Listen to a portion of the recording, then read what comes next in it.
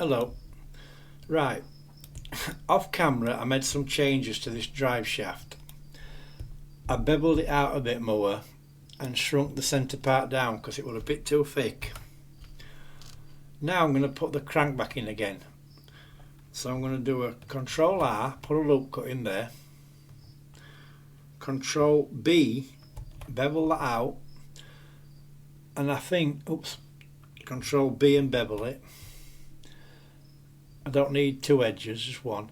I think this time what I'm going to do is I'm going to put a belt drive in instead of a chain. Like a fan belt. I'll do a Shift D, Shift D, duplicate it. P, separate that off. Tab in, grab that. There. Tab in again. A, E, enter, Alt S and extrude that out along the normals. Like that.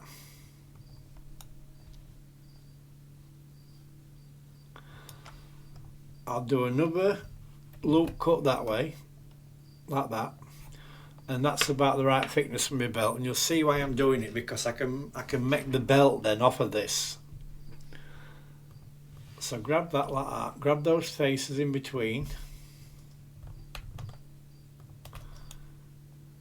and I'll do a E, enter, Alt S, and I'll bring that back in then. Like that.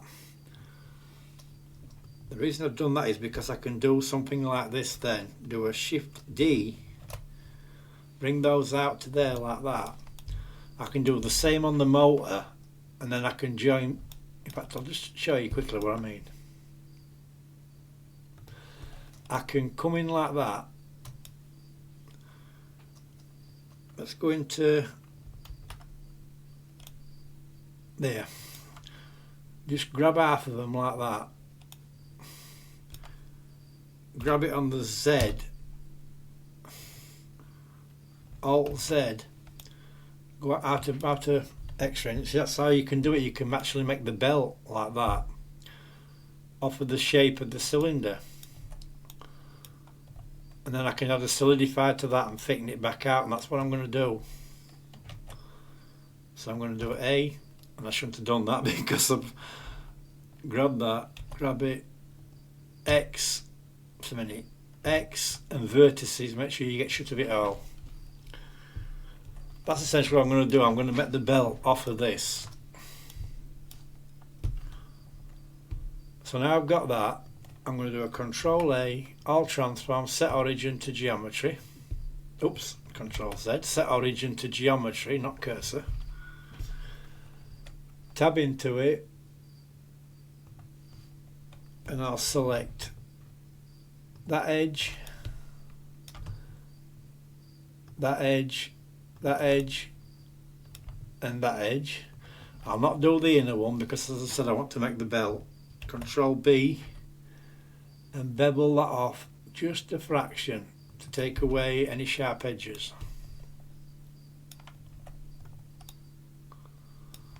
Now I'll mark some seams on it now.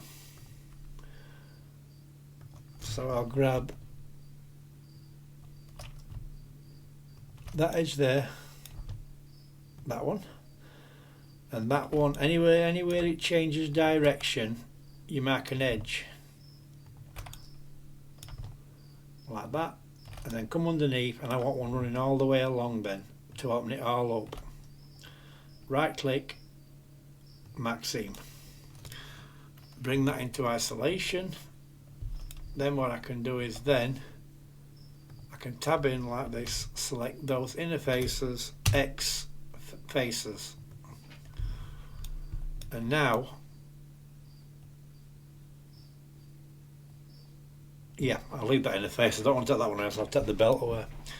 Now I've got that, you can see how stretched it is. I'm going to do A, U, and unwrap it, and there we've got the texture on it now.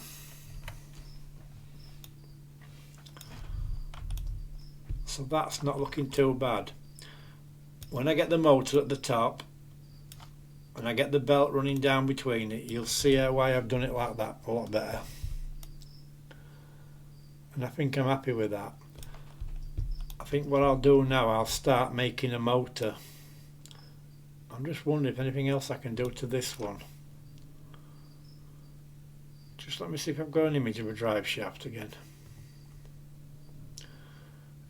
Document, where is it? 3.5. It's in there. See if I can find the drive shaft. It's not in that one. It's in that one. Oh, there. So I've got the crank. I could make these two little sections here. I think it's just for fancy that. I don't know. But I'll put it in and make it look a bit better. So I'll come there like that.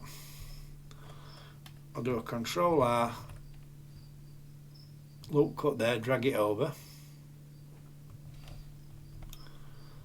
Come to this side, do a Control R, drag it over a little bit, and then I'll come back and grab this loop cut on this side. I'll do a Control B, bevel it out, just a little bit like that.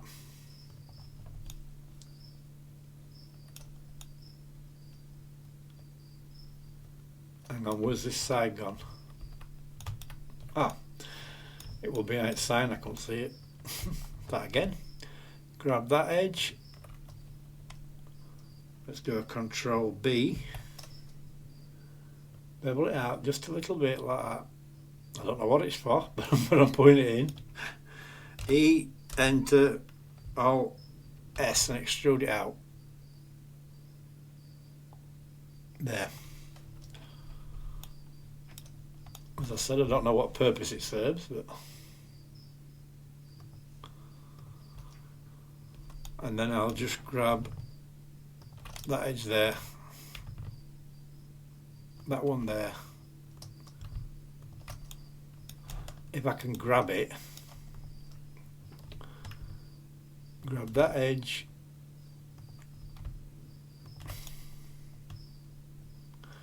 it'd been a better idea if I brought it into isolation. Mark seam, come over to this edge,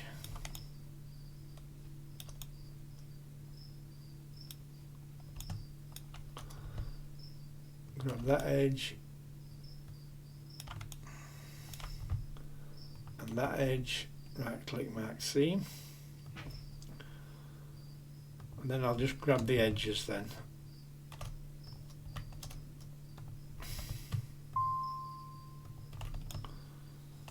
Just grab the edges like that. Just press the full stop and bring it into view. That'll stop it spinning round then. Once it starts like that, it can be very hard to find where you're going. Control B and just bevel those edges off a little bit. Might put an extra one in like that. No, take it back out. Sorry, like that. And now I'll do an A, U, and unwrap it again because of the new geometry. And that's those in place. And like I said, you won't see them yet because you can't see them in render mode, but once the lighting's in place, the HDRI and all that stuff, you will see this a lot better. So let me save that before it crashes on me again. And I'm happy with that. Next, I'll put the motor in now. I'll start, let me see if I can find an image of a motor, which I know I've got in here somewhere.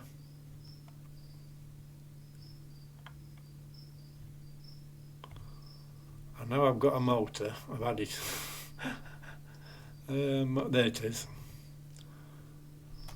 So I'm gonna, in fact I'll shut this video down and start in the next one because I like to that way I've saved it. Then if I make any mistakes, I can go back one file, and I haven't got half a video with a motor and the other half with the real axle. So I've got to make the axle again just to get to the motor, if you know what I mean.